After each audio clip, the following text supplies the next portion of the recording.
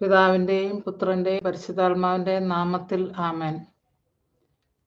പ്രിയ മക്കളെ, ഈ ഒരു സമയത്ത് ഇന്നും ഇന്നലെയും ഈ 3-4 ദിവസമായിട്ടും അല്ലെങ്കിൽ തന്നെ പൊതുവെയും ഈ കാലഘട്ടത്തിലായിട്ട് നമ്മൾ കേട്ടുകൊണ്ടിരിക്കുന്ന പ്രത്യേക ഈ ഒരു 2-3 ദിവസത്തിനാകാം നമ്മുടെ കേരളത്തിലെ റോഡിൽ പൊലിഞ്ഞു വീണ യുവജനങ്ങള്, ബേബീസ്, 8ാം ക്ലാസ്സിൽ പഠിക്കുന്ന കുഞ്ഞുങ്ങള്, ഒരെണ്ണോ രണ്ടെണ്ണോ ഒന്നല്ല, 2, 3, 4 അപകടങ്ങൾ. അപ്പൊ ഇതെല്ലാം ഞാൻ ഈ ഇടയ്ക്കൊക്കെ ന്യൂസ് 24 2-3 വർഷം മുന്നേ നാട്ടിൽ വന്നപ്പോഴത്തേക്ക് കണ്ടു. എനിക്ക് ആ പ്രസന്റേഷൻ എനിക്ക് ഇഷ്ടപ്പെട്ടു. അങ്ങനെ ഞാനത് ഹസ്ബൻഡ് ഞാനും ഒക്കെ ആയിട്ട് അങ്ങനെ കാണാറുണ്ട്. ഏതായാലും പറയാൻ ആഗ്രഹിക്കുന്നത്, എത്ര പേരാണ് ഈ ദിവസം മരിച്ചത്?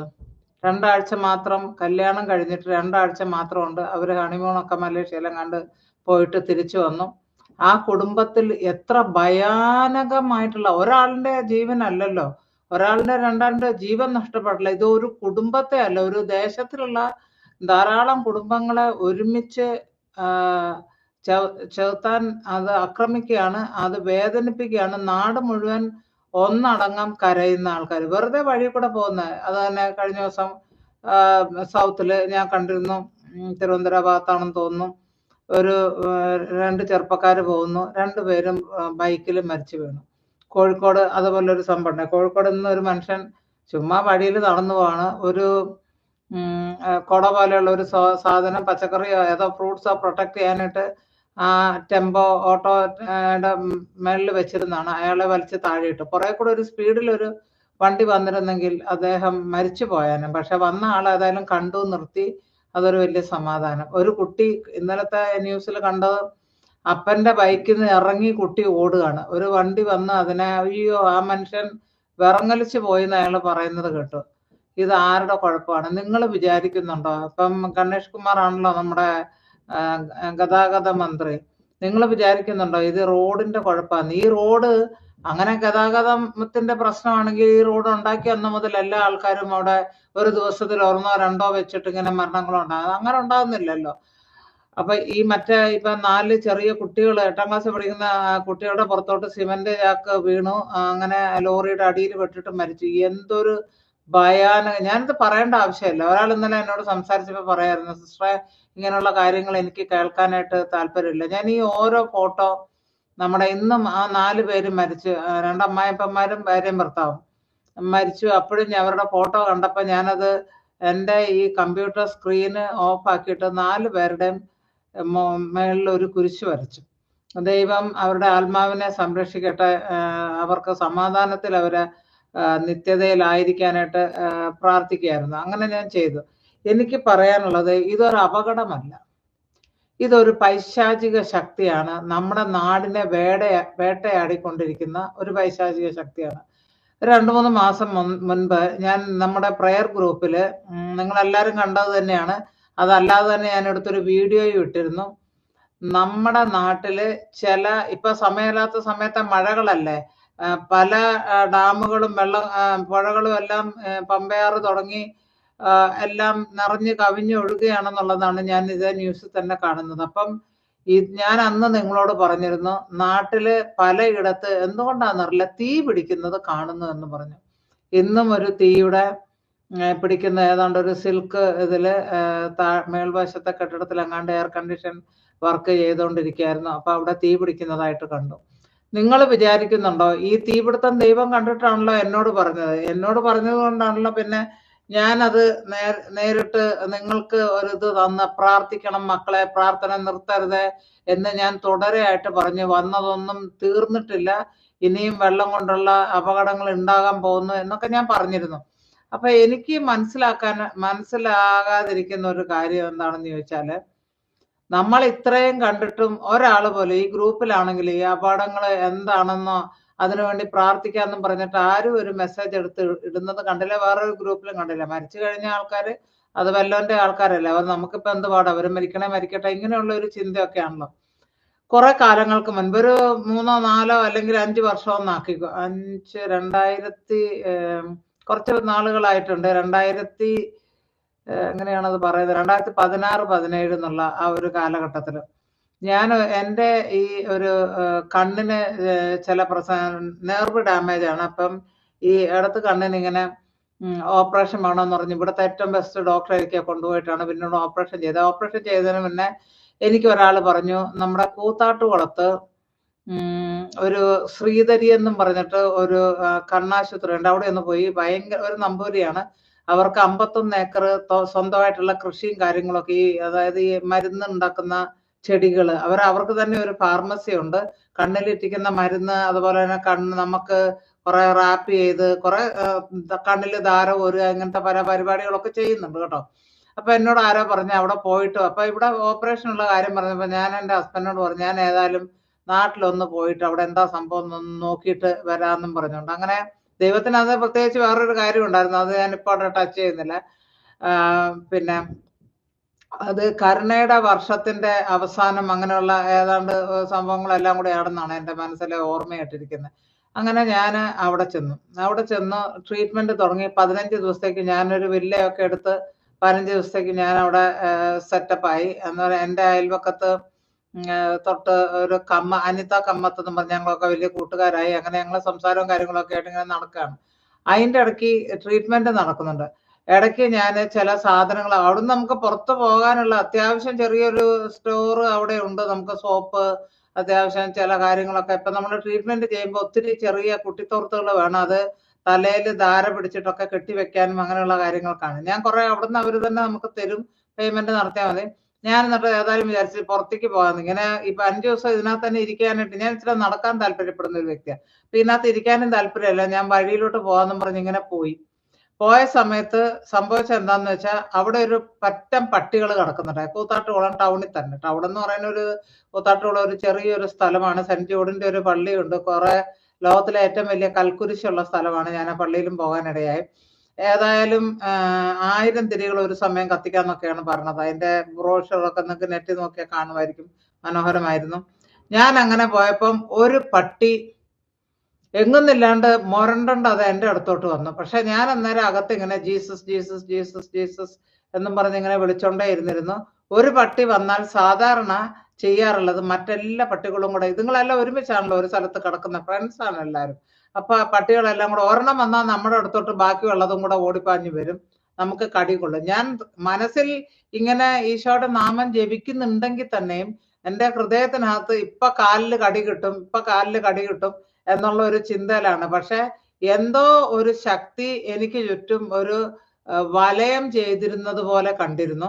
അങ്ങനെ ആ പട്ടികൾ അവിടെ നിന്ന് മാറിപ്പോയി. ഞാൻ ഇവിടെ നാട്ടിൽ ഇവിടെ തിരിച്ചു വന്നപ്പോ എൻ്റെ ഇവിടുത്തെ ഒരു ഫ്രണ്ട് ഉണ്ട്, ആ പുള്ളിക്കാരൻ എന്നെ വിളിച്ചിട്ട് പറഞ്ഞു, നിങ്ങൾ പ്രാർത്ഥിക്കുന്ന ആളല്ലേ, എന്താണ് കേരളത്തിൽ നടക്കുന്നത്? ഒരമ്മ എവിടെയാണ്, കൊല്ലത്തോ എവിടെയോ ആഹാരം കഴിഞ്ഞ് വൈകുന്നേരത്തെ ആഹാരമൊക്കെ, കടൽ തീരത്ത് താമസിക്കുന്ന ആൾക്കാരാണ്. അപ്പൊ ആഹാരമൊക്കെ കഴിഞ്ഞ് ഇവര് ടോയ്ലറ്റൊക്കെ പോകുന്ന ആ എന്താണ് കടൽ തീരത്തൊക്കെ ആയിരിക്കും. അങ്ങനെ അമ്മ പോയി എന്താ കച്ചടയൊക്കെ കൊണ്ടെറിയുന്നൊക്കെ ആ സമയത്താണല്ലോ, പ്രത്യേക സംവിധാനങ്ങളുണ്ട് കച്ചടയും വെള്ളം എല്ലാം കൊണ്ടൊന്ന് കളയാനുള്ള. അപ്പൊ അവിടേക്ക് പോയി.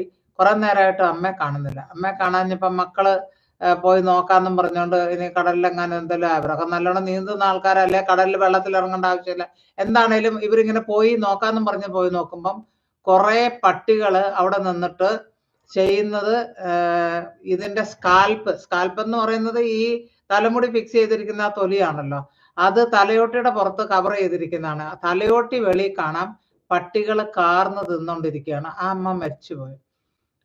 അതുപോലെ തന്നെ കോഴിക്കോട് ഒരമ്മ, അവിടെ ഇങ്ങനെ പാടങ്ങളൊക്കെ കിടക്കുന്നുണ്ടല്ലോ, അപ്പൊ റോഡിന്ന് കുറച്ച് പാടം കഴിഞ്ഞിട്ട് ആ വരമ്പിൽ കൂടെ നടന്നിട്ടായിരിക്കും നമ്മുടെ പറമ്പിലേക്ക് ചെല്ലുന്നത്. അവിടുന്ന് സാധനം മേടിക്കാന്നും പറഞ്ഞുകൊണ്ട് ഇതുപോലെ തന്നെ ഒരമ്മ ഇറങ്ങിപ്പോയതാണ്. ആ വയലിന്റെ അവിടെ നിന്ന് കുറെ പട്ടിക്കൂട്ടം വന്ന് ഇവരെ കാർന്ന് തിന്നുകൊണ്ടിരിക്കുകയായിരുന്നു. ഒരു സ്ത്രീനെ, പ്രായമുള്ള ഒരാളിനെ, അല്ലാണ്ട് ഒരു ബേബിനെ അല്ല, ഒരു കുട്ടിയെ കടിച്ച് ആദ്യമായിട്ട് ഓർക്കുന്നുണ്ട്. ഈ കൊച്ചിന്റെ കണ്ണിന്റെ ഇവിടെ കയറി കടിച്ചിട്ട് ആ കുട്ടിക്ക് കാഴ്ച നഷ്ടപ്പെട്ടു പോയി. പിന്നെ ഉണ്ടായത് സംഭവം എന്ന് പറഞ്ഞിട്ടുണ്ടെങ്കിൽ, ഒരു വയലിൽ അല്ല, ഒരു ഇത് എന്താണ്, താറാവിനെ വളർത്തുന്ന ഒരു മനുഷ്യനുണ്ടായിരുന്നു. അതിനകത്തോട്ട് വലയ്ക്കകത്ത് ഇട്ടിരുന്ന ഒരു കൂട്ടങ്ങൾ ധാരാളം ഉണ്ടായിരുന്നു. അതിനകത്ത് ആ വല പൊട്ടിച്ച്, സാധാരണ വലയുണ്ടെങ്കിൽ പിന്നെ പട്ടികൾ അത് മൈൻഡ് ചെയ്യാൻ പോകേണ്ട കാര്യമേ ഇല്ല. ആ വല കടിച്ച് മുറിച്ച് അതിനകത്തുള്ള ഒരെണ്ണത്തിനെ ഇന്നിപ്പോ പട്ടികൾക്ക് വിശന്നെങ്കിൽ ഒരു താറാവിനെ കടിച്ചോണ്ട് പോയി എല്ലാരും കൂടെ ഭാഗം വെച്ച് തിന്നു എന്നുള്ളതല്ല. ഓരോ താറാവിനെ കടിച്ച് കൊന്ന് പാവങ്ങളെ നേരം വിളിക്കുമ്പം കാണുന്നത് അവരുടെ വരുമാന മാർഗമാണ്. അത് കംപ്ലീറ്റ് ചെകുത്താൻ നശിപ്പിച്ചു കളഞ്ഞു. പട്ടികൾ ഓരോന്നിനെ കടിച്ച് കൊന്നിടുക. അത് പൂട്ടിയിട്ടിരിക്കുന്നതാണ്. പകൽ സമയമാണ്. അല്ലാണ്ട് നമ്മള് സാധാരണ പട്ടികൾ ഓടിക്കാറുണ്ട്. മറ്റുള്ളവരുടെ മൃഗങ്ങൾ എന്തെങ്കിലും മറ്റു പട്ടികളാണേലും കോഴികളാണേലും നമ്മുടെ പറമ്പിലോട്ട് വരികയാണെങ്കിൽ നമുക്ക് പട്ടിയുണ്ട്, അവര് കടിച്ച് ഓടിക്കും, അല്ലെ കടിക്കാനായിട്ട് ഓടിക്കും. അതുങ്ങളെല്ലാം മതിൽ ചാടി കയറി അവരുടെ സ്ഥലത്തോട്ട് പോവുകയും ചെയ്യും. ഇതാണ് സാധാരണ നമ്മുടെ നാട്ടിൽ നടക്കുന്നത്.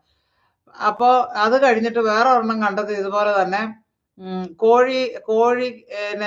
കോഴിക്കൂട്ടിനകത്ത് കയറി കോഴിനെ എല്ലാം കടിച്ചു കൊന്നു. ഇങ്ങനെ കുറെ സംഭവങ്ങളുണ്ടായി. അപ്പൊ എനിക്ക് ഈ പുള്ളിക്കാരൻ എൻ്റെ ഒരു ഫ്രണ്ടാണ്, ഇവിടെയാണ് ജോലി ചെയ്യുന്നത്. 10-30 വർഷത്തോളം മനുഷ്യൻ ഇവിടെയുണ്ട്. അദ്ദേഹം എന്നെ വിളിച്ചിട്ട് ചോദിച്ചു, നിങ്ങൾ പ്രാർത്ഥനക്കാരല്ലേ, ഇതെന്താണ് ഈ കേരളത്തിൽ സംഭവിക്കുന്നത്? ഞാൻ പറഞ്ഞു, പ്രത്യേകിച്ച് ഒന്നും സംഭവിക്കുന്നില്ല. അവിടെ പൈശാചിക ശക്തി നടമാടുന്ന ഒരു സംഭവമാണ്. നിങ്ങൾ മനസ്സിലാക്കുമെന്ന് എനിക്കറിഞ്ഞില്ല. ഇപ്പൊ നമ്മുടെ നാട്ടിൽ പട്ടികളില്ലേ? ഈ പേപ്പട്ടികൾ പേപ്പട്ടി ഞാനൊക്കെ സ്കൂളിൽ പഠിച്ചിരുന്ന സമയത്തൊക്കെ എന്തോരം പട്ടികൾ ഉണ്ടായിരുന്നു. നമ്മൾ നടക്കുമ്പോൾ പട്ടി ചിലപ്പം പുസ്തകമായിട്ട് നടക്കുമ്പോൾ പട്ടി നമ്മുടെ കൂട്ടത്തിൽ വരും. ഈ പട്ടീനെ ആരെങ്കിലും നമ്മുടെ നാട്ടില് കൂട്ടിലിട്ട് വളർത്തിയ വലിയ അമാരെ പണമുള്ള ആൾക്കാരല്ലേ, കുറെ സ്വത്ത് നഷ്ടപ്പെടാനുള്ള ആൾക്കാർ കൂട്ടിനകത്തിട്ട് വളർത്തിയിട്ട് രാത്രി ആകുമ്പോഴത്തേക്ക് അഴിച്ചുവിടും, മതിൽ കെട്ടി അതിനകത്ത് മാത്രം. അല്ലാതെ ഒരിക്കലും നമ്മളുടെ പട്ടികളൊക്കെ, ഞാൻ 2 പട്ടികളെ വളർത്തിയിട്ടുണ്ട്. അതെല്ലാം എല്ലായിടത്തും നടക്കും. ഞാനൊരു ദിവസം ആ സമയത്ത് ഉച്ചയ്ക്ക് ആഹാരം കൊടുക്കാനില്ലെങ്കിൽ അയൽവക്കക്കാർ വിളിച്ചു കൊടുക്കും. നമ്മുടെ പട്ടികളൊക്കെ ഇങ്ങനെ മീനിന്റെ തലയും അതും ഇതൊക്കെ ആയിട്ടൊക്കെയാണ് അതൊക്കെ പേർക്ക് തിന്നുകൊണ്ട് നടക്കും. ഇങ്ങനത്തെ കാര്യം നമ്മൾ ആഹാരം കഴിച്ചതിന്റെ ബാക്കിയിടും. അപ്പൊ അതൊക്കെ കഴിക്കും. പട്ടിക്ക് വേറെ ആഹാരം കൊടുക്കും. അങ്ങനെയാണ് അത് കഴിച്ചിരുന്നത്. ആ കാലഘട്ടത്തും പ്രിയമക്കളെ നമ്മുടെ കേരളത്തിൽ എന്നും പട്ടികളുണ്ടായിരുന്നു. ഒരു സമയം പോലും ഈ കാലഘട്ടത്തില് മനുഷ്യന്മാരെ വരുമാന മാർഗങ്ങൾ നശിപ്പിക്കുകയോ മനുഷ്യന്മാരുടെ ജീവനെ കാർന്നെടുത്ത് തിന്നുകയോ ജീവനുള്ള വ്യക്തികളെ നമ്മളിപ്പം പട്ടികളെ കടിച്ചാൽ അതുങ്ങള് ചിലപ്പം നമ്മളെ അറ്റാക്ക് ചെയ്തെന്നിരിക്കും. അല്ലാണ്ട് വഴിയെ പോകുന്ന കുട്ടികളെ എത്ര കുട്ടികളെ ഓടിച്ചിട്ട്, സ്കൂളിലുള്ള കുട്ടികളെല്ലാം അതൊക്കെ ടി വിയിൽ കാണുമ്പോഴത്തേക്ക് ഭയം കൊണ്ട് നമ്മളും കൂടെ നടുങ്ങിപ്പോവാ. കുഞ്ഞുങ്ങളെ പ്രാണനും കൊണ്ട് കാറും ബസ്സും ഒക്കെ വരുന്ന റോഡിന് അപ്പുറത്തോട്ട് കടന്നു പോകുന്ന ആ ഒരവസ്ഥ. ഇതെന്താണ് സംഭവിക്കുന്നത് നിങ്ങൾക്ക് മനസ്സിലായിട്ടുണ്ടോ? നിങ്ങൾക്ക് ഒന്നും മനസ്സിലായിട്ടില്ല. കാരണം നിങ്ങൾ വിചാരിക്കുന്ന ഇതെല്ലാം നോർമൽ ആയിട്ടുള്ള ഒരു കാര്യമാണ്. അല്ല, ഇത് നോർമൽ ആയിട്ടുള്ള കാര്യമല്ല. ഇപ്പൊ ഈ നടക്കുന്ന റോഡ് അപകടവും ഇത് ഒരു നോർമൽ ആയിട്ടുള്ള കാര്യമല്ല. അത് സത്യമായിട്ട് ഞാൻ നിങ്ങളോട് പറയാം, ഇതൊരു പൈശാചിക ശക്തിയാണ്. നിങ്ങൾ ചെയ്യേണ്ടത് എല്ലാ ദിവസവും, ഞാനിവിടെ ചെയ്യുന്നുണ്ട്, അതാണ് നിങ്ങൾക്ക് ഞാൻ പറഞ്ഞു തരുന്നത്. നിങ്ങൾ ചെയ്യേണ്ടത് എല്ലാ ദിവസവും ഇത് നിങ്ങളെ തീർച്ചയായിട്ടും സംരക്ഷിക്കും. നിങ്ങളെ രാവിലെ എഴുന്നേറ്റ് നിങ്ങളുടെ മുറി തുറന്ന് പുറത്തേക്ക് വരുന്നതിന് മുന്നേ, അല്ലെ മിനിമം വീട് തുറന്ന്, ഇപ്പൊ രാവിലെ അമ്മമാരൊക്കെ കുട്ടികൾക്ക് സ്കൂളിൽ ആഹാരം ഉണ്ടാക്കാനായിട്ട് ഓടിപ്പോകുമ്പോഴത്തേക്ക് ഇത് ചെയ്യാൻ പറ്റുന്നത്, മിനിമം വീട് തുറന്ന്, അപ്പോഴത്തേക്കൊക്കെ കാപ്പിടിയൊക്കെ കഴിഞ്ഞല്ലേ നമ്മൾ വീട് തുറന്ന് പുറത്തേക്ക് വേണമെങ്കിൽ ഒരു കടുങ്കാപ്പിയൊക്കെ കുടിച്ചിട്ടായിരിക്കും ഇറങ്ങുന്നത്. അപ്പൊ നമ്മൾ ആദ്യമായിട്ട് ചെയ്യേണ്ടത്, പ്രാർത്ഥിച്ച ഓയില് നിങ്ങളുടെ കയ്യിൽ ഉണ്ടെങ്കിൽ, ഇല്ലെങ്കിൽ എവിടുന്നെങ്കിലും പോയിട്ട് നിങ്ങൾ കൊടന്ന് സംഘടിപ്പിച്ച് വെക്കണം. ജെറൂസലം ധ്യാന കേന്ദ്രത്തിലൊക്കെ ഇപ്പൊ ഓൺലൈനിൽ കൂടെ നമ്മളെ പ്രാർത്ഥിക്കുന്നുണ്ട്. ഞാൻ എല്ലാ ദിവസത്തെ ധ്യാനം കൂടുന്നോണ്ടാണ് പറയണത്. അപ്പൊ നിങ്ങൾക്ക് വേണമെങ്കിൽ അവിടെ നിന്നുള്ള ഓയിൽ മേടിച്ചോണ്ട് വന്നിട്ട്, അല്ലെങ്കിൽ നിങ്ങൾ വെച്ചിട്ട്, അല്ലെ നിങ്ങൾ പള്ളിയിൽ പോകുമ്പം ഡെയിലി കുർബാനയ്ക്ക് പോകുന്നവരാണെ ഒരു കുപ്പി ഓയിൽ കൊണ്ടുവന്ന് അച്ഛൻ്റെ അരികെ കൊടുത്ത് ഇതൊന്ന് ബ്ലസ് ചെയ്യാൻ പറയാ. അച്ഛൻ്റെ അരികെ അത് മേടിച്ച രാവിലെ എഴുന്നേറ്റ് വീട്ടിൽ നിന്ന് ഞാൻ ചെയ്യുന്നത്, എൻ്റെ മുറിയിൽ കട്ടുമെന്ന് താഴെ ഇറങ്ങിയാൽ ആദ്യം ചെയ്യുന്ന ഈ കുപ്പി ഞാൻ അൾത്താരയിൽ, എൻ്റെ അൾത്താരയാണ്. നിങ്ങൾ ഈ നമ്മുടെ ഈ യൂട്യൂബിന്റെ ചാനലിൽ കാണുന്ന ആ ദൈവകരുണയുടെയും സെയിന്റ് ഫൗസ്റ്ററിന്റെയും ഫോട്ടോ അടങ്ങുന്ന ആ ഫോട്ടോ എൻ്റെ ഈ മുറിയിലത്തെ അൾത്താരയിൽ ആണ് ഉള്ളതാണ്. അപ്പൊ ഞാൻ അവിടെ ഷെൽഫ് മാതിരി ഉണ്ട്. അപ്പൊ അതിന്റെ പുറത്തേക്ക് എൻ്റെ ബൈബിളും കാര്യങ്ങളൊക്കെ വെച്ചിട്ടുണ്ട്. സെയിന്റ് ഫൗസ്റ്ററിന്റെ ഡയറി ഉണ്ട്, പ്രാർത്ഥിച്ച വെള്ളം എണ്ണയും കാര്യങ്ങളൊക്കെ ഇരിക്കുന്നുണ്ട്. അപ്പൊ ഞാൻ അത് എടുത്തിട്ട് കയ്യിൽ മുക്കിയിട്ട് വിശുദ്ധ കുരിശിന്റെ അടയാളത്താലെന്ന് പറഞ്ഞ് നമ്മള് കുരിശ് വരയ്ക്കണം. അവിടെ വരച്ചിട്ട് കഴുത്തിലും പിന്നെ കൈയിന്റെ ഇവിടെ വേണമെങ്കിൽ നിങ്ങൾക്ക് അങ്ങനെ വരയ്ക്കാം. അല്ലെ കാലിന്റെ മേളിൽ നിങ്ങൾക്ക്, പാദത്തിന്റെ മുകളിൽ നിങ്ങൾക്ക്, കാരണം ആ കാൽ ഉപയോഗിച്ചാണ് നിങ്ങൾ എവിടേക്കെങ്കിലൊക്കെ പോണത്. അപ്പൊ നിങ്ങൾക്ക് അങ്ങനെ ചെയ്യാൻ പറ്റും. അത് നിങ്ങൾ ചെയ്യണം. എന്നിട്ട് ചെയ്യേണ്ടത്, ഈ സ്പ്രേ കുപ്പി നിങ്ങളുടെ കയ്യിൽ കിട്ടുമല്ലോ, അല്ലെങ്കിൽ കയ്യിലേക്ക് ഇച്ചിരി വെള്ളം ഒഴിച്ചിട്ടാണെങ്കിലും ഞാൻ നടക്കുന്നത്, ഈ ഇത്രയും സ്ഥലങ്ങൾ മുഴുവനും എൻ്റെ മുറി, അടുക്കള, 2 ബാൽക്കണി, 3 ബെഡ്റൂം, ടോയ്ലറ്റുകൾ, സ്റ്റോർ റൂം, കിച്ചൺ, എല്ലാ സ്ഥലത്തും നമുക്ക് ഈ ഹോള് എല്ലാ സ്ഥലത്തും ഞാൻ യേശുവിൻ്റെ രക്തം, യേശുവിൻ്റെ രക്തം, യേശുവിൻ്റെ രക്തം, യേശുവിൻ്റെ രക്തം എന്നും പറഞ്ഞ് ഈ വെള്ളം മുഴുവനും തളിക്കും. അതിൽ കുറച്ചെടുത്ത് എൻ്റെ മുകളിലും തളിക്കും. എൻ്റെ മുറിയിൽ നിന്ന് തുടങ്ങും ഞാൻ തളിക്കാനായിട്ട്. അപ്പൊ അങ്ങനെ കർത്താവ് യേശുവിന്റെ രക്തത്തിന് നമ്മളെ സംരക്ഷിക്കാൻ കഴിയും. യേശുവിന്റെ രക്തം നമുക്ക് ചുറ്റും ഒരു കോട്ടയായിട്ട് മാറുകയാണ് ആ സമയത്ത് ചെയ്യുന്നത്. ഞാൻ കഴിഞ്ഞ ദിവസം വീഡിയോയിൽ നിങ്ങളോട് പറഞ്ഞു, നമുക്ക് പ്രാർത്ഥിക്കാനായിട്ട് ദൈവം തന്നിരിക്കുന്ന 2 കാര്യങ്ങൾ, ഒത്തിരി കാര്യങ്ങൾ ഉണ്ടാവാം, അതിലെ 2 ശക്തമായിട്ടുള്ള കാര്യങ്ങൾ. ഒന്ന്, യേശു എന്ന നാമമാണ്. എല്ലാ നാമത്തിനും മേലായ നാമമാണ്. ലോകത്തിലെ എല്ലാ മുഴങ്കാലും, ജീവിച്ച് മരിച്ചവരുടെയും ഇപ്പോൾ ഉള്ളവരുടെയും ഇനി വരാനിരിക്കുന്നവരുടെയും മുഴങ്കാല് മടക്കേണ്ടുന്ന ഒരു നാമമാണ്. പിന്നെ രണ്ടാമതുള്ളത് കർത്താവിന്റെ ചങ്കിൽ നിറങ്ങിയ തിരുരക്തത്തോടാണ്. അപ്പൊ നിങ്ങൾ ആ പ്രാർത്ഥന പ്രാർത്ഥിക്കണം. അത് പ്രാർത്ഥിച്ച് കഴിയുമ്പം തന്നെ നിങ്ങൾക്ക് ചുറ്റും ഒരു 91 സങ്കീർത്തനം എല്ലാവർക്കും ബൈഹാർട്ടാണ്. അത് നിങ്ങൾ രാവിലെ പകലോ ഒക്കെ ചെയ്യുന്നുണ്ടാകും. അത് ചെല്ലാം 3 നന്മറിഞ്ഞറമയെങ്കിലും ചെല്ലുന്നിട്ട് ചുറ്റുവട്ടം നമ്മൾക്ക് ചുറ്റും അതൊരു കോട്ട, ഈ കർത്താവിന്റെ രക്തം കോട്ടയായിട്ട് നമുക്ക് മാറുകയാണ്. അത് ഏറ്റവും പ്രാധാന്യമാണ് നമുക്ക് നമ്മളെ സംരക്ഷിക്കാൻ. നമ്മുടെ കുട്ടികൾ ഇതുപോലെ തന്നെ പുറത്തേക്ക് ഇറങ്ങി പോകുമ്പോൾ, എത്ര പ്രായമുള്ളവരെ ഭർത്താവ് പോകുമ്പോൾ, ഒരു ദിവസം ഒരു സംഭവം ഉണ്ടായി. എൻ്റെ ഹസ്ബൻഡ് വലിയ നിരീശ്വരവാദിയാണെന്നാ പറയണത്. ഞാൻ എല്ലാ പ്രാവശ്യം, എൻ്റെ ഹസ്ബൻഡ് ഇപ്പൊ ഇവിടെ ഇല്ല, അതുകൊണ്ടാണ് ഇപ്പൊ ഞാൻ ഈ ഹോളിൽ ഇരുന്ന് കൂളായിട്ട് ഈ സമയത്ത് ഇരുന്നുകൊണ്ട് ഞാൻ ടോക്ക് ഇടുന്നത്. ഇവിടെ ഇപ്പം 6:37 ആയിട്ടുണ്ട്. സാധാരണ ഈ സമയമാകുമ്പോ ഹസ്ബൻഡ് ആഹാരം കഴിഞ്ഞ് ഇവിടെ വന്ന് ഇത് ഹഫ്സക്കർക്ക് മുഴുവനും കംപ്ലീറ്റ് അണ്ടർ കൺട്രോളാണ്. എനിക്ക് ഇവിടെ നിൽക്കാൻ പറ്റത്തില്ല, ഞാൻ ഓടും എൻ്റെ മുറിയിലോട്ട്. അപ്പം ഞാൻ എൻ്റെ ഹസ്ബൻഡ് ഇവിടുന്ന് ഏകദേശം വെനീസിലാണ്, ഞാൻ ഇവിടെ ഉള്ളത് മിലാനിനാണ്. എൻ്റെ അമ്മായിമ്മയുടെ വീട് വെനീസിന്റെ അടുത്താണ്. വെനീസിൽ ഒരു 3/4 മണിക്കൂർ ഇപ്പുറത്തേക്ക് മാറി, മൗണ്ടനസ് ഏരിയയാണ്. അപ്പൊ എന്താണേലും ഒരു ഇന്ന് മുഴുവനും കോടയായിരുന്നു. കൈ പുറത്തേക്ക് ഇട്ടാൽ കാണാൻ വയ്യാത്ത രീതിയിലുള്ള കോടയായിരുന്നു. അടുത്ത് നിൽക്കുന്ന കെട്ടിടം പോലും കാണാത്ത അതുപോലെയുള്ള കോടയായിരുന്നു. അതുകൊണ്ട് ഭയങ്കര സ്ലോ ആയിട്ടാണ് 50 മിനിറ്റ് താമസിച്ചാണ് വീട്ടിലെത്തിയത്. ഞാൻ അന്നേരം ഇളമയായിട്ട് സംസാരിച്ചുകൊണ്ടിരിക്കുകയായിരുന്നു. അന്നേരം പെട്ടെന്ന് പുള്ളിക്കാരൻ ഇവിടെ ഇത് ലാൻഡ് ലൈനിൽ വിളിച്ചപ്പോൾ ഞാനിങ്ങനെ മനസ്സിൽ വിചാരിച്ചു, ഇതുവരെ എത്തിയില്ല, എന്താ ഈശോ. വിളിച്ചു കഴിഞ്ഞപ്പോൾ എനിക്ക് ആൾ എന്നോട് പറഞ്ഞു, കുഴപ്പമില്ല, ഞാനിവിടെ ഇന്ന കാരണമായിരുന്നു, കുറച്ച് ബ്ലോക്കേജ് ഉണ്ടായിരുന്നു, കോട കാരണം സ്പീഡിൽ പോകാൻ പറ്റില്ലല്ലോ, കണ്ണ് കാണുന്നുണ്ടാവില്ലല്ലോ, അതുകൊണ്ട്.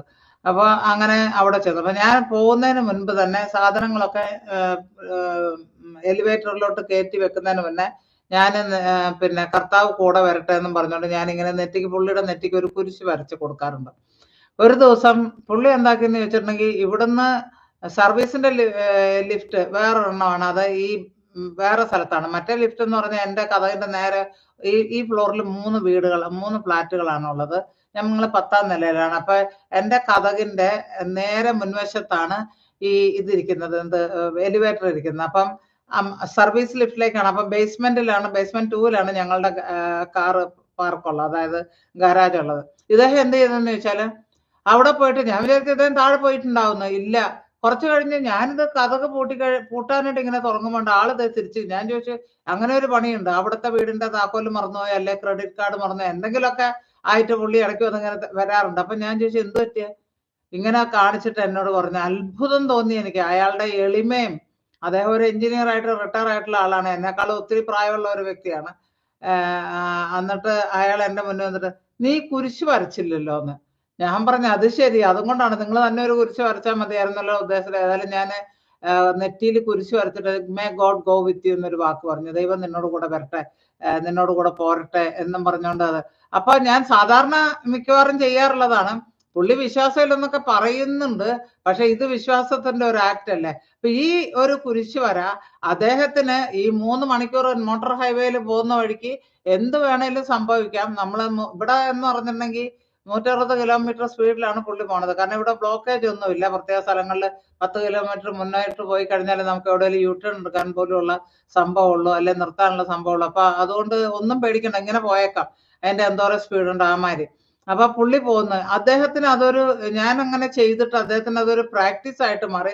തിരിച്ചു വന്ന് ഞാൻ ഓടിപ്പോയി എൻ്റെ ആൾക്കാരെ നോക്കട്ടെ, ഈശോയുടെ ഒത്തിരി സംസാരിക്കും. പോയിട്ടോ, ഞാൻ പറയാം, ഈശോയെ അങ്ങോട്ട് പോയിട്ടുണ്ട് കേട്ടോ, കാത്തോണേ, തിരിച്ചിവിടെ വരുന്നത് വരയ്ക്ക് അങ്ങ് കാത്തുകൊള്ളണേ, സംരക്ഷിക്കണേ, എന്നെ ഇവിടെ കാത്തുകൊള്ളണേ, എന്റെ കൂട്ടത്തിൽ ഇരിക്കണേ എന്നൊക്കെ പറഞ്ഞു. അപ്പൊ അൾത്താരയിൽ ഒരാളവിടെ ഉണ്ട്. അതായത് ഈ ഈശോയാണ്, കരുണയുടെ ഈശോയാണ്. ആൾത്താരയിൽ ഒരാളുണ്ട്, എനിക്കൊരു കൂട്ടുണ്ട്. എൻ്റെ ഹസ്ബൻഡ് പുറത്തേക്ക് പോയി എന്ന് പറഞ്ഞാലും എനിക്കിവിടെ ആ ലിവിങ് പ്രസൻസ് ഞാൻ അറിയാണ്. ഞാൻ പറഞ്ഞു, ഈശോയെ ഇതേ കണ്ടോ ഈശോയെ, തിരിച്ച് വന്നിട്ട് ഇതേ കുരിശിട്ട് കൊടുക്കാനായിട്ട് കാത്തോണെ. ആ വിശ്വാസത്തിലാണ് പുള്ളി എൻ്റെ അരികിലോട്ട് തിരിച്ചു വന്നത്. എന്നെ അത് ഭയങ്കര അധികം സർപ്രൈസ് ചെയ്യിച്ചു. അപ്പൊ ഇത് ഞാൻ പറയുന്നത്, പ്രിയപ്പെട്ടവരെ, ഇതൊരു എന്താ ഇവിടെ ഇപ്പം പറഞ്ഞ അപകടത്തിന്റെ കാര്യം. ഈ അപകടം, പലരും അപകടത്തെക്കുറിച്ച് ചില ചോദ്യങ്ങൾ എന്നോടും ചോദിച്ചിട്ടുണ്ട്. ആത്മീയമായിട്ട് പ്രവർത്തിക്കുന്ന ആൾക്കാരുടെ അടുത്തൊക്കെ ചോദിക്കുന്ന, ഈശോയ്ക്ക് അറിയില്ലായിരുന്നോ അപകടം വരുന്നത് എന്ന് ചോദിക്കാറുണ്ട്. തീർച്ചയായിട്ടും ഈശോയ്ക്ക് അറിയാം. പക്ഷെ നമ്മൾ ആ സംരക്ഷണം ചോദിച്ചിട്ടുണ്ടെങ്കിൽ തീർച്ചയായിട്ടും നമുക്ക് ആ സംരക്ഷണം തരും. ഞാൻ ഒരു ചെറിയൊരു ഉദാഹരണം പറയട്ടെ, വേഗം തന്നെ പറയാം. അതെങ്ങനെയാന്ന് വെച്ചിട്ടുണ്ടെങ്കിൽ, എന്നെ കോളേജിൽ പഠിപ്പിച്ചു, ഞാൻ അസംഷൻ കോളേജ് ചങ്ങനാശ്ശേരിയിലാണ് ലിറ്ററേച്ചർ പഠിച്ച ഒരു വ്യക്തിയാണ്. അപ്പത്തേക്ക് hallelujah hallelujah hallelujah hallelujah hallelujah. അപ്പൊ ആ സിസ്റ്റർ അവിടെ BSS കോളേജ് എന്ന് പറഞ്ഞ് നമ്മുടെ മധ്യപ്രദേശിലെ ആകെ ഒരു കാത്തലിക് ഇൻസ്റ്റിറ്റ്യൂഷൻ ഉള്ളത് അവിടെയാണ്. അപ്പൊ ഇവിടുത്തെ പുള്ളി അവിടെ ലെക്ചറർ ആയിരുന്നു, എന്നെ പഠിപ്പിച്ച ഒരു ലെക്ചറാണ്, പ്രൊഫസറായിട്ട്. പിന്നെ പുള്ളി PhD ഒക്കെ ചെയ്തു, ഹൈദരാബാദിലാണ് ചെയ്തത്. അപ്പോൾ ഞാനും ഹൈദരാബാദിൽ ജോലി ചെയ്യുന്നുണ്ടായി. അപ്പൊ ഇടയ്ക്കിടയ്ക്ക് ഞങ്ങള് പരസ്പരം, എനിക്ക് അവധി സ്കൂളിൽ നിന്ന് കിട്ടുമ്പോഴൊക്കെ ഞാൻ സ്കൂളിൽ പഠിപ്പിക്കുകയത്. അപ്പൊ അവിടുന്ന് ഞാൻ സിസ്റ്ററെ കാണാൻ ഇങ്ങനെ പോകാറുണ്ട്. ഓസ്മാനിയ അങ്ങനെ ഒരു യൂണിവേഴ്സിറ്റിയിലാണ് പുള്ളി പഠിച്ചത്. അവസാനം ഞാൻ അവിടെ പോവുകയും കാണുകയും, അപ്പം ഒരു KS മാത്യു എന്നും പറഞ്ഞുകൊണ്ട് ഒരു പ്രൊഫസറുടെ കീഴിലാണ് പുള്ളി PhD ചെയ്തത്, ഒരു അച്ഛനായിരുന്നു. അങ്ങനെ അവരുടെ അരികെ ഞാൻ പോകാറുണ്ട്. അപ്പൊ ആ പുള്ളിക്കാരത്തി കുറെ കഴിഞ്ഞപ്പോഴത്തേക്ക് ഈ പറഞ്ഞ BSS കോളേജിലെ അസിസ്റ്റന്റ് വൈസ് പ്രിൻസിപ്പളായിട്ട് അവിടെ ജോയിൻ ചെയ്തു.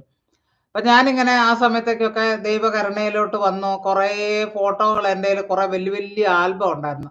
സിസ്റ്റർ ജോൺസി എന്നാണ് അത് പറയുന്നതുകൊണ്ട് എനിക്ക് കുഴപ്പമില്ല, കാരണം പലർക്കും, നിങ്ങൾ ഇത് കേൾക്കുന്നവർക്കൊക്കെ ഞങ്ങളെ അറിയാമായിരിക്കാം. ഞാൻ പുള്ളിക്കാരത്തിയുടെ സ്റ്റുഡൻ്റ് ആണ്. ഇത്തരം കാലഘട്ടമായിട്ടും ഞാൻ ആ ബന്ധങ്ങൾ കളഞ്ഞിരുന്നില്ല. അത്രമാത്രം എന്നെ മോറലായിട്ട് സപ്പോർട്ട് ചെയ്യുകയും എനിക്കൊരു ജീവിതത്തിൽ ഒരു എന്താ പറയാ, നമുക്കൊരു പേഴ്സണൽ ഗൈഡ് പോലെ അങ്ങനെ ഒരു വ്യക്തിയായിരുന്നു. എന്നിട്ട് ആ പുള്ളിക്കാരത്തിയുടെ ആയിരിക്കും ഞാൻ ഒരു ദിവസം പോയി ഭോപ്പാലിലേക്ക്, ഡൽഹിയിൽ നിന്ന് കാണാനായിട്ട്. അപ്പോഴത്തേക്ക് ഞാൻ ഡൽഹിയിലായിട്ടുണ്ട്. അവിടെ നിന്ന് എൻ്റെ കല്യാണം കഴിഞ്ഞു. എൻ്റെ മകൾ അവിടെയാണ് ജനിച്ചത്. അവളെ സ്കൂളിൽ ചേർന്നു. അപ്പൊ എൻ്റെ ഒരു ഫ്രണ്ടിന്റെ വീട്ടിൽ ഞാൻ ഈ കുട്ടിയെ ആക്കിച്ച് ഞാൻ സിസ്റ്ററിനെ കാണാൻ പോയി. ആ ഫ്രണ്ട് എന്ന് പറഞ്ഞാൽ ഈ ഗുജറാത്തിലും ഗോവയിലൊക്കെ ഗവർണർ ആയിരുന്ന, നോർത്ത് ഈസ്റ്റിലുള്ള, അതായത് നാഗാലാൻഡിലുള്ള ഗവർണറുടെ മകനും മരുമകളുമാണ്. അപ്പൊ ഞങ്ങള് അവരുടെ പള്ളിയിലാണ് പോകുന്നത്. ഞാൻ ആദ്യമായിട്ട് എൻ്റെ ടോക്ക് ഡിവൈൻ മേഴ്സിയുടേത് 2000 ആണ്ട് ഏപ്രിൽ 30 സെയിന്റ് ഫൗസ്റ്റീനെ സെയിന്റ് ആക്കി അന്ന് കത്തീഡ്രൽ പള്ളിയിൽ എൻ്റെ ഒരു ടോക്ക് ഉണ്ടായിരുന്നു. അത് അച്ഛൻ്റെ ഒക്കെ നിർബന്ധപ്രകാരം പറഞ്ഞാണ്. എനിക്ക് വലിയ താല്പര്യമൊന്നും ഉണ്ടായിട്ടില്ല, എനിക്കൊട്ട് അറിയാനും ഞാൻ വലിയ പ്രസംഗിയോ ഒന്നും അല്ല. ഇപ്പൊ നിങ്ങൾക്ക് അറിയാലോ എന്തോരൊക്കെയാ പറഞ്ഞത്. ഞാൻ ഇങ്ങനെ കഥ പറയണക്ക് ഓരോന്ന് പറഞ്ഞുകൊണ്ടിരിക്കുമെന്നേ ഉള്ളൂ. അപ്പൊ അങ്ങനെ പറഞ്ഞ്, അപ്പൊ അവര് എന്നോട് പറഞ്ഞ് ക്ലാസ് പറയണം. ഏതായാലും കുറെ ഫോട്ടോകളൊക്കെ ഉണ്ട്. ഞാൻ സിസ്റ്ററിനൊരിക്കൽ ഇത് കാണിക്കാലോ എന്ന് വിചാരിച്ച് ഈ ബിഗ് ഷോപ്പറിന്റെ ഒരു ഇതിനകത്ത് കുറെ ഫോട്ടോകൾ, ബാക്കിയെല്ലാം 2 ദിവസം അവിടെ താമസിക്കാനും കൂടെയാണ് പോയത്. ബാക്ക് പാക്ക് ആക്കിയിട്ടുണ്ട്. പിന്നെ ഈ ബിഗ് ഷോപ്പറിന്റെ ഇതിനകത്ത് ഫോട്ടോകളെല്ലാം ഇട്ടിട്ടുണ്ട്. ട്രെയിനുണ്ട്, ശതാബ്ദി ട്രെയിന്, 8 hours കൊണ്ട് നമ്മൾ ഭോപ്പാലിൽ ചെല്ലും. അത് വലിയൊരു കാര്യം തന്നെയായിരുന്നു അന്നേരം. അങ്ങനെ ഞാൻ അവിടെ ചെന്നു. തിരിച്ച് രാത്രിക്കാണ്, ഒരു മിഡ് നൈറ്റ് ആകാറാകുമ്പോഴാണ് എനിക്ക് തിരിച്ച് ഭോപ്പാലിൽ നിന്ന് ന്യൂഡൽഹി റെയിൽവേ സ്റ്റേഷനിലോട്ട് ട്രെയിൻ ഉള്ളത്. ഞാൻ ആ സിസ്റ്റർ എന്നോട് ബൈ പറഞ്ഞ് അവിടുന്ന് ഇങ്ങോട്ട് ഇറങ്ങുമ്പോഴത്തേക്ക് എന്നോട് ദൈവം പറഞ്ഞു, നിന്റെ ആ ബിഗ് ഷോപ്പറിന് നീ ഒരു അതിന്റെ ആ ഒരു ലോക്ക് മാതിരി ബട്ടൺ ഉണ്ടല്ലോ, അതൊന്ന് 2 പള്ളീൻ്റെ അവിടെ ഉണ്ട്, അതൊന്ന് നീ പ്രസ് ചെയ്തേക്കണമെന്ന് പറഞ്ഞു. അപ്പൊ ഞാന് ബിഗ് ഷോപ്പർ പ്രസ് ചെയ്ത് വെച്ചിരുന്നു. അങ്ങനെ ഞങ്ങള് അവരുടെ തന്നെ എപ്പോഴും ഓട്ടോ, അവരുടെ തന്നെ ഒരു ഓട്ടോ അവരെനിക്ക് വിളിച്ചു തന്നു. എന്നിട്ട് ഞാൻ അതിൽ കയറി ഇങ്ങനെ ഒരു ഇറങ്ങി ഇങ്ങനെ വരികയായിരുന്നു.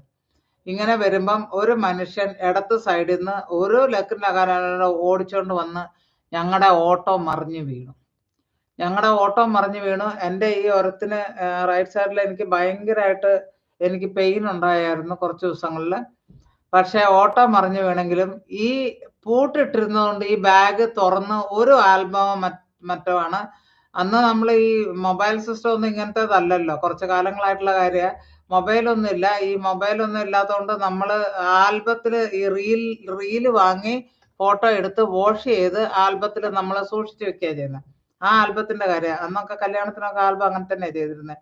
പേസ്റ്റിങ്ങും കാര്യങ്ങളൊന്നുമില്ല. ഓരോ ഫോട്ടോയും നമ്മൾ 5x7, 6x4 ഇങ്ങനെ പറഞ്ഞിട്ട് നമ്മൾ ഓരോ കാര്യങ്ങൾ എടുത്ത് ചെയ്യുകയായിരുന്നു ചെയ്തിരുന്നത്. ആ സമയത്ത് praise the Lord, hallelujah hallelujah hallelujah, അങ്ങനെ നമ്മളെ അതവിടെ കൊണ്ടുവന്ന് താഴെ മറിഞ്ഞു വീണു.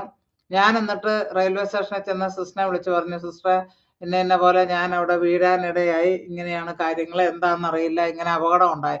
ആ സിസ്റ്റർ ആ രാത്രിക്ക് തന്നെ വേറൊരു സിസ്റ്ററിനെ കൂടെ വിളിച്ച് ഓട്ടോയും കൊണ്ട് അവിടെ വന്ന് ഞാൻ ട്രെയിനിൽ പോകുന്നത് വരയ്ക്ക് പിന്നെ അവര് എന്നെ സപ്പോർട്ട് ചെയ്തു. എന്തായാലും അപകടം പറ്റും. എൻ്റെ കുറെ ഭാഗങ്ങളൊക്കെ ഒരഞ്ഞു, പുറമെല്ലാം ഒരഞ്ഞു, കയ്യിൽ നിന്നെല്ലാം ഭയങ്കരമായിട്ട് തൊലിയെല്ലാം ഒരയുമൊക്കെ ചെയ്തു. ഞാൻ ഇത്രയും പറഞ്ഞു വരുന്നത് എന്തിനാന്ന് വെച്ചാൽ, ഈശോ എന്നോട് പറഞ്ഞിരുന്നല്ലോ ഇതിന്റെ ബട്ടൺ ഇടാൻ. അപ്പൊ ആ സമയത്ത് എന്താണെന്ന് എനിക്ക് മനസ്സിലായി. എന്നെ അനുസരണം പഠിപ്പിക്കുക എന്നുള്ള, അല്ലെങ്കിൽ ആ ഫോട്ടോ എല്ലാം കൂടെ ബെതഞ്ഞ് ആൽബം എല്ലാം കൂടെ ഓരോ ഭാഗത്തായനെ ഞാനിത് എടുക്കാനായിട്ട് വീണ്ടും പോയനെ അല്ല. അതിന്റെ വണ്ടി കൂടെ തൽക്കാലം എവിടെയോ റെഡ് ലൈറ്റ് നിന്നിരുന്നോണ്ട് താഴേക്ക് ഇറങ്ങി വരുന്നുണ്ടായില്ല. മറ്റു വാഹനങ്ങൾ ദൈവം എവിടെയോ പിടിച്ചിട്ടോ, അല്ലെ അതൊക്കെ പെറുക്കാനായിട്ട് ഫോട്ടോ ഇവിടെ കളഞ്ഞിട്ട് നമുക്ക് പോകാൻ പറ്റുമോ?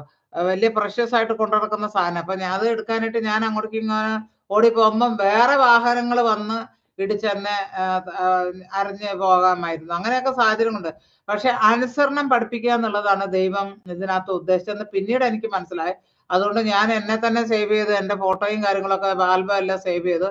അപ്പൊ ദൈവത്തിന് അറിയാവോ എന്ന് ചോദിച്ചിട്ടുണ്ടെങ്കിൽ ദൈവത്തിന് അറിയാൻ യാതൊരു സംശയമില്ല. പക്ഷെ നമ്മള് ദൈവത്തോട് പ്രാർത്ഥിച്ചിട്ട്, ഞാൻ അവിടെ ചെന്നിട്ടും വലിയ അത്ഭുതകരമാവണ്ണം വിടുതൽ ശുശ്രൂഷ ഞാൻ അവിടുത്തെ അവരുടെ കോളേജിന്റെ ചാപ്പലിനകത്ത് പറയാനിട വന്നു. വലിയൊരു സംഭവമായിട്ട് എനിക്കത് തോന്നി. അപ്പൊ ദൈവത്തിനെ പ്രൊട്ടക്ട് ചെയ്യേണ്ട, ഞാൻ ദൈവത്തിന്റെ കരുണയെ കുറിച്ച് സംസാരിക്കുന്ന ഒരാളാണ്. അപ്പൊ ദൈവത്തിന് പ്രൊട്ടക്ട് ചെയ്യേണ്ട ഒരു ഉത്തരവാദിത്വം കൂടെ എന്നെ കുറിച്ച്, എല്ലാരെയും കുറിച്ചും ഉണ്ട്. പക്ഷെ ദൈവത്തിന്റെ ശുശ്രൂഷ ചെയ്യുന്നവരെ ഞാൻ സംരക്ഷിക്കുന്ന ദൈവത്തിന്റെ വചനമുള്ളതാണ്. അപ്പൊ അതെനിക്ക് കിട്ടേണ്ടതായിട്ടുണ്ടല്ലോ. പക്ഷെ ഞാൻ എന്നാലും ഇങ്ങനെ പോന്നു. അപ്പൊ ദൈവം കണ്ടിരുന്നു ഈ സംഭവം ഉണ്ടാവുന്നു. അതുകൊണ്ടാ പറഞ്ഞ കൂടുതൽ അപകടം ഉണ്ടാകാതിരിക്കാൻ വേണ്ടിയാണ് അപ്പൊ ഇങ്ങനെയുള്ള കാര്യങ്ങൾ പറഞ്ഞത്. അതുകൊണ്ട് ഞാൻ അത് ചെയ്തു. അപ്പൊ ഇന്നാളൊരു സ്റ്റോറി അല്ല, ഒരു കഥ. അതിപ്പോ എല്ലാവർക്കും അറിയാം. പണ്ടൊരു ലേറ്റ് നൈറ്റ് പാർട്ടിക്ക് മകള് പോകുന്നുണ്ട്. ഈ അമ്മ നല്ലോണം പ്രാർത്ഥിക്കുന്ന ഒരു വ്യക്തിയായിരുന്നു. നിങ്ങളിത് കേട്ടിട്ടുണ്ടാവും, പല വാട്സപ്പിനകത്ത് ഇപ്പൊ എല്ലാം ഇങ്ങനെ സ്റ്റോറികൾ കാണുമല്ലോ. അത് നല്ലോണം പ്രാർത്ഥിക്കുന്ന ഒരു വ്യക്തിയായിരുന്നു. അപ്പോഴത്തേക്ക് അമ്മ മോളോട് പറഞ്ഞു, മോളെ ആ പാർട്ടിക്ക് നീ പോകണ്ടെന്ന് പറഞ്ഞു. ഇല്ല, എന്റെ ഫ്രണ്ട്സ് എല്ലാം പോകുന്നുണ്ട്, എനിക്കും പോകണം. അപ്പൊ ഇവരെല്ലാരും കൂടെ ഈ ഔട്ട് സൈഡ് ബാർബിക്യൂ പാർട്ടി അങ്ങനെയുള്ള, അപ്പൊ എല്ലാരും കൂടെ ഈ മുട്ട മേടിക്കുന്ന വലിയ ട്രേക്കകത്താണല്ലോ ഇഷ്ടം പോലെ, 2, 4, 6 തൊട്ട് ഒരു ഡസൻ വരയ്ക്ക്, അങ്ങനെ 24 വരയ്ക്ക്. അതിപ്പോ ഈ കുസ്നി റെസ്റ്റോറന്റ് ആവശ്യങ്ങൾക്കൊക്കെ അങ്ങനെയുള്ള ട്രേയിലാണ് കിട്ടുന്നത്. നിങ്ങൾക്കറിയാലോ, ഓരോരോ മുട്ട പെറുക്കി വെച്ചിട്ടുള്ളത്. അത് അവര് ഡിക്കിയിൽ വെച്ചിട്ടുണ്ടായിരുന്നു.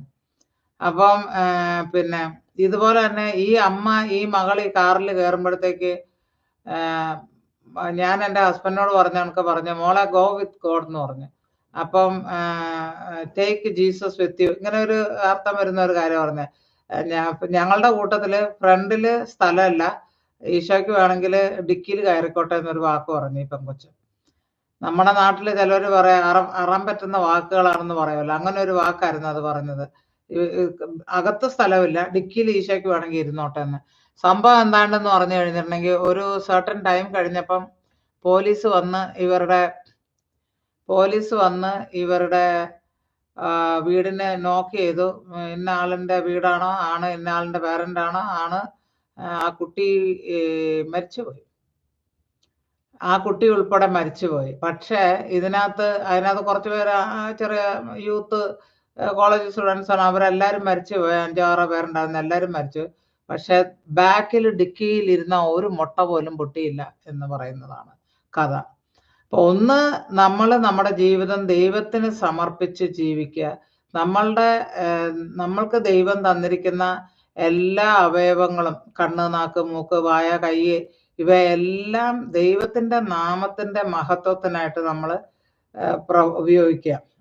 നടന്നു പോവുക, രോഗികളെ കാണാൻ, ആവശ്യമുള്ളവരെ സഹായിക്കാനായിട്ട് ഇനി ഒന്നും ചെയ്യാൻ വയ്യെങ്കിൽ പുറത്തേക്ക് പോകാൻ പറ്റാത്ത ആൾക്കാരാണെങ്കിൽ അകത്ത് നമുക്ക് പ്രാർത്ഥിക്കാൻ പറ്റും. മധ്യസ്ഥ പ്രാർത്ഥന പ്രാർത്ഥിക്കുക.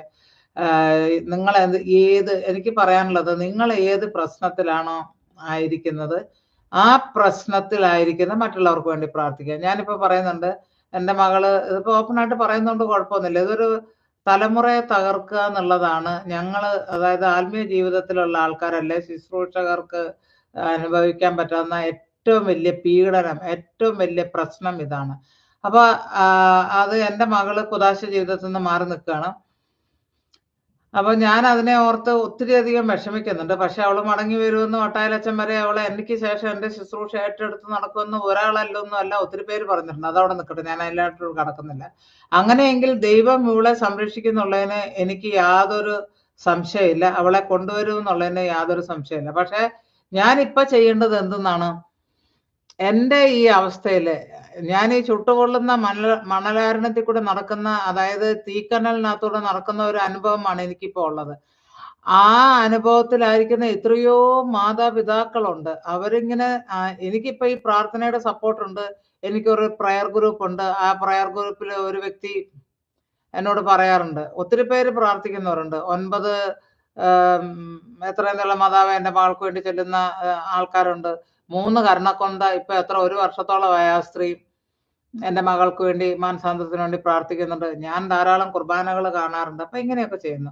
ഞാൻ പറഞ്ഞ, നമ്മൾ പ്രാർത്ഥിക്കുമ്പോൾ നമ്മൾ ഏതൊരു കാര്യം ദൈവത്തോട് ആവശ്യപ്പെടുന്നോ അതേ കാര്യം തന്നെ നമ്മളെക്കാളും വർഷങ്ങൾക്ക് അധികമായിട്ടും ദൈവസന്നിധിയിൽ മുട്ടിപ്പായിട്ട് പ്രാർത്ഥിക്കുന്ന മാതാപിതാക്കള്, കുഞ്ഞുങ്ങള് ഉണ്ടായിരിക്കും. നമ്മൾ അവർക്ക് വേണ്ടിയും കൂടെ മധ്യസ്ഥം നിന്ന് പ്രാർത്ഥിക്കുമ്പോൾ നമ്മളുടെ പ്രാർത്ഥനകളും കൂടെ ദൈവം കേൾക്കും. ഇപ്പം ഞാൻ ചെയ്യാൻ ആഗ്രഹിക്കുന്നത്, നിങ്ങളോട് പറയാനായിട്ട് ഊന്നി പറയാൻ ആഗ്രഹിക്കുന്നത്, ഈ അപകടങ്ങള് നാട്ടിൽ കേരളത്തിൽ ഉണ്ടാകുന്ന റോഡിനെ കുറിച്ച് നിങ്ങൾ പഴി പറയണ്ട. റോഡിന്റെ കാര്യം അവര് ഗവൺമെന്റ് അല്ലെങ്കിൽ ഗണേഷ് കുമാർ നോക്കട്ടെ. നിങ്ങൾ നിങ്ങളുടെ മക്കളുടെ കാര്യം നോക്കുക, നിങ്ങളുടെ സ്വന്തം കാര്യം നോക്കുക, നിങ്ങൾ നിങ്ങളുടെ ഹസ്ബൻഡിന്റെ ഫാമിലിയുടെ കാര്യം, അമ്മമാരുടെ അപ്പന്മാരുടെ കാര്യങ്ങൾ നിങ്ങൾ നോക്കുക.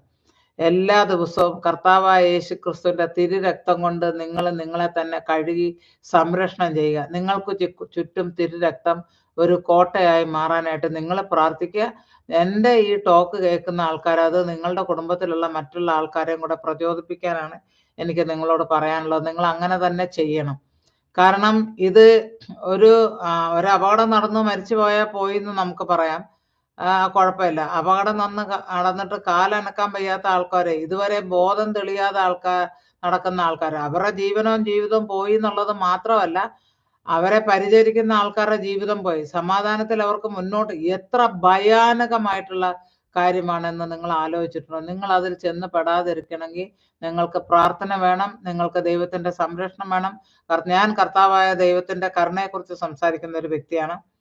അപ്പം കർത്താവായ യേശുവിന്റെ കാരുണ്യം നിങ്ങൾക്ക് വേണം. കർത്താവായ യേശുവിന്റെ ചങ്കിൽ നിറങ്ങിയ തിരുരക്തത്തിന്റെ സംരക്ഷണം നിങ്ങൾക്കും കുടുംബത്തിനും ചുറ്റും ഉണ്ടായിരിക്കണം. നിങ്ങൾ അങ്ങനെ തന്നെ ചെയ്യും. ഈ ടോക്ക് കേട്ടതിന് ശേഷം ഇതിന്റെ പ്രാധാന്യം, നിങ്ങൾ അവിടെ കിടക്കുന്ന ഒരു ഗവൺമെന്റിനെ കുറ്റം പറയേണ്ട. റോഡ് നിർമ്മിച്ച ശാസ്ത്രീയത ഉണ്ടോ, അശാസ്ത്രീയമായിട്ടാണോ, ഇതൊന്നും നിങ്ങൾ തിരക്കണ്ട. നിങ്ങൾ പ്രിയപ്പെട്ടവരെ, നമ്മുടെ ജീവിതത്തിൽ എത്ര പ്രാവശ്യം റോഡ് ക്രോസ് ചെയ്തിരിക്കുന്നു. നമ്മുടെ പ്രായം അനുസരിച്ച് സ്കൂളിൽ പഠിക്കുമ്പം അങ്ങപ്പുറത്ത് കിടക്കുന്ന കണ്ണിമാങ്ങ എടുക്കാൻ വരുന്ന ഓടി വരുന്ന വണ്ടിയുടെ മുന്നേ കൂടെ നമ്മൾ അങ്ങോട്ടും ഇങ്ങോട്ട് ഓടിയിട്ടുണ്ട്. അല്ലെ മറ്റെന്തെങ്കിലും ആടോ അതൊക്കെ കുത്താൻ വന്നാലും നമ്മൾ അങ്ങനെ ഓടിയിട്ടുണ്ട്.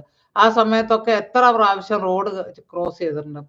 പക്ഷേ ചിലപ്പം ഒരു റോഡ് ക്രോസ് ചെയ്യുന്ന എല്ലാ പ്രാവശ്യവും ചെയ്തതുപോലെ ആ റോഡിന്റെ അങ്ങപ്പുറത്ത് നമ്മൾ ജീവനോടെ ചെല്ലണമെന്ന് നിർബന്ധമില്ല. ഏതെങ്കിലും, പിന്നെ ഒരു കാര്യം പറയാനുള്ളത്, ഇപ്പൊ ആ സബ്ജക്റ്റിലോട്ട് ഞാൻ വരികയായിരുന്നു. ഈ അപകടം ഉണ്ടായത്, 4 കുഞ്ഞുങ്ങളുടെ ജീവൻ പെരുവഴിയിൽ പോയത്, സ്കൂൾ കുട്ടികളുടെ, അത് കള്ള് കുടിച്ചിട്ടാണ്. ഈ കള്ളുകുടി എന്ന് പറയുന്നത് ഒരു അഡിക്ഷനാണ്. നമ്മുടെ യൂത്ത്, നമ്മുടെ ചെറുപ്പക്കാര് കള്ള് കുടിച്ച് അവരുടെ മാത്രം ഈ അഡിക്ഷനും കഞ്ചാവിനും ഒക്കെ ബോധം കെട്ട് വണ്ടി ഓടിച്ചിട്ടാണ് പല അപകടങ്ങളും ഉണ്ടാകുന്നത്. ഹൈ സ്പീഡ്, ആൾക്കാർക്ക് കാറ് കയ്യിലോട്ട് കിട്ടിക്കഴിഞ്ഞാൽ ജനങ്ങൾക്ക് വഴിയിൽ നടക്കേണ്ട കാര്യമില്ല. ഞങ്ങളുടേതാണ് റോഡ്, ഇത് ഞങ്ങൾക്ക് അവകാശപ്പെട്ടതാണ്, ഈ റോഡ് ഞങ്ങളുടേതാണ് എന്നുള്ള ചിന്ത. നിങ്ങൾ വണ്ടി ഓടിക്കുന്ന നിങ്ങളുടെ മക്കളോട് ബൈക്ക് ഓടിക്കുന്ന നിങ്ങളുടെ മക്കളോട് നിങ്ങൾ പറയുക, മോനെ നിന്റെ കാര്യം നോക്കുന്നതിനോടൊപ്പം വഴിയിലുള്ള ആൾക്കാരെ അവരെയും കൂടെ ശ്രദ്ധിക്കുക എന്ന് നിങ്ങൾ പറഞ്ഞു കൊടുക്കുകയാണെങ്കിൽ തീർച്ചയായിട്ടും പ്രാർത്ഥിച്ച് അവരെ വിടുകയാണെങ്കിൽ അവർ ഒരു അപകടം ഉണ്ടാക്കാതെയും തിരിച്ച് വീട്ടിൽ വരും. അത് ഞാൻ ഗ്യാരണ്ടി പറയാം.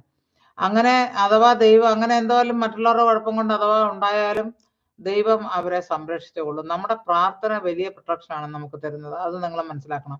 പിന്നെ എനിക്ക് വേറൊരു കാര്യം പറയാനുള്ളത് എന്താന്ന് വെച്ചിട്ടുണ്ടെങ്കിൽ, ഈ ആഡിക്ഷന് ഉള്ള ആൾക്കാർ നമ്മൾ അവരെ കുറ്റം പറയും. അവർ കള്ളു കുടിച്ചത് കൊണ്ടല്ലേ എൻ്റെ മകൻ അങ്ങനെ വന്നേ. അവർ കള്ളു കുടിക്കാതിരിക്കണമെങ്കിലും അവരുടെ, ഞാൻ പറഞ്ഞില്ലേ, നമ്മൾ വിചാരിക്കുമോ ഞാൻ എൻ്റെ പാട് നോക്കി ഞാൻ ഇങ്ങനെ നടക്കാം, ഞാനൊരു തെറ്റും ചെയ്യുന്നില്ല, ഞാൻ പള്ളിയിൽ പോകുന്നുണ്ട്, ഞാൻ പ്രാർത്ഥിക്കുന്നുണ്ട്, എനിക്ക് എൻ്റെയും കുടുംബത്തിൻ്റെ അല്ല.